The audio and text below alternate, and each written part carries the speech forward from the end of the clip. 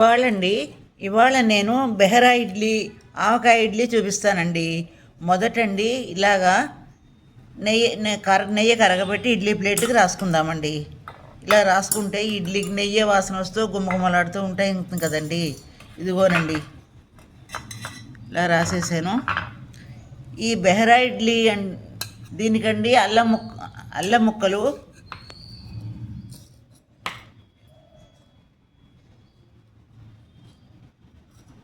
ముక్కలు పచ్చిమిరపకాయ ముక్కలు కలుపుకుంటామండి. ఇదిగోనండి ఇడ్లీ పిండిలో అల్లం ముక్కలు పచ్చిమిరపకాయ ముక్కలు కలిపేస్తున్నాను. దీన్ని బెహరా ఇడ్లీ అంటారండి. ఈ అల్లం ముక్కలండి ఇడ్లీలోకి ఊరి చాలా ఇడ్లీ పాటు ఉడుకుతాయి కదండి, ఉడికి చాలా రుచిగా ఉంటాయండి. ఇదిగోనండి ఇలా బాగా కలిపేసేసుకుని ఇడ్లీ ప్లేట్లోకి వేసేసుకుందాము.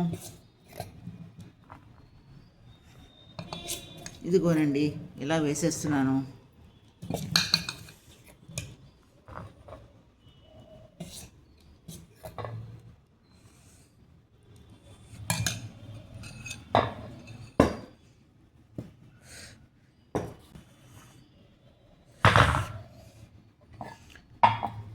ఇంకో ప్లేట్లోకండి ఆవకాయ ఇడ్లీ వేసుకుందామండి.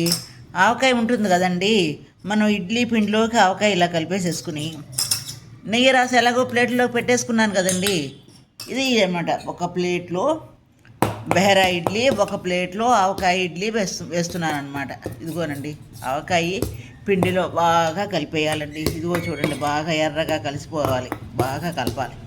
చేత్తో కలిపామనుకోండి ఇంకా బాగా కలిసిపోతుంది. ఇదిగోనండి ఈ ఆవకాయ ఇడ్లీ ఇంకో రేకులోకి వేసుకుందాము.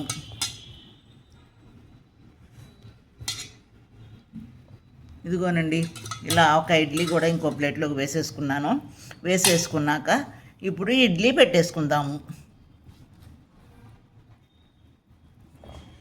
ఇదిగో ప్లేట్లోకి వేసేసాను, ఇడ్లీ పెట్టేసుకుందాము.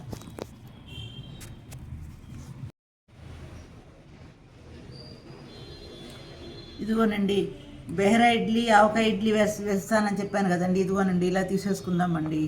బెహరా ఇడ్లీ ఇలా తీసేసుకుందామండి. అలాగేనండి ఆవకాయ ఇడ్లీ అండి.